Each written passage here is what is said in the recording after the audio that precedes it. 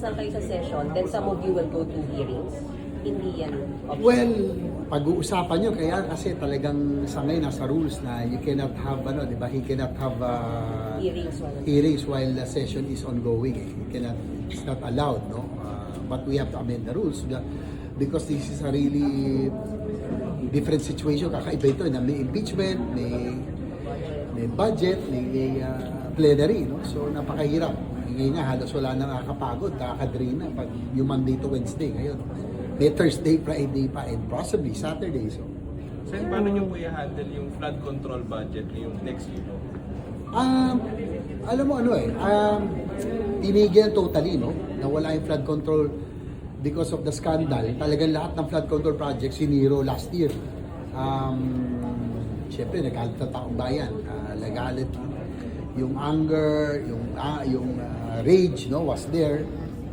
Tinigil lahat. Pero sa akin, I think dapat natin payagan yung mga nasimula na. Dahil kasi pag flood control, hindi tinumpleto, may mga puwang, useless. Nakita naman natin ang flooding ngayon. Diba? Hindi naman dahil nagkaroon ng scandal, titigil natin yung mga maayos na proyekto. Nagkaroon, tama, may totoo namang gumawa ng kalokohan. May mga gumos project, dapat managot ng mga salarin doon. We are for accountability, but development has to continue. Our economy has to continue. Infrastructure has to continue.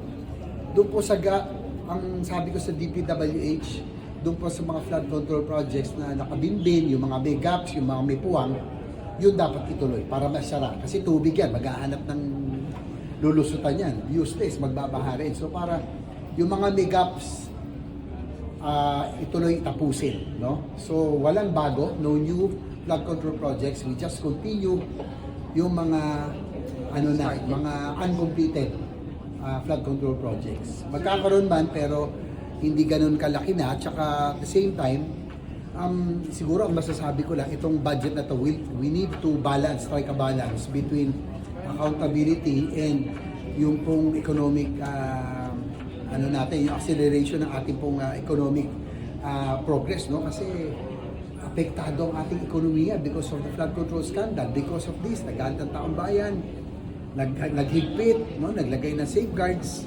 So sa sobra namang higpit, wala namang gumawa na, walang guubusad. So yung public spending bumagal, yung growth natin from 7% to 5%, ngayon 2%. So ando na tayo sa accountability, pero kailangan may makain ng taong bayan. Kailangan buhayin ng ekonomiya, kawawa naman yung hanap buhay, kailangan magpatuloy. Ano papasweldo natin sa mga manggagawa, mga laborers, mga construction workers, lahat po ng this is multiplier effect kasi ng infrastructure o ng public spending is enormous. Yan ang bubuhay sa ekonomiya natin. So ang sa akin, magbabantay tayo, pero infrastructure spending has to accelerate para makahabol ang ekonomiya natin. Marami ng gutom. Hindi lang mahirap ang hirap, pati ang middle class, no? Apektado, lahat. So kailangan makabawi ang ekonomiya natin. But at the same time, guarding, dapat mayroong safeguards will have to be there as well. Sir, sabi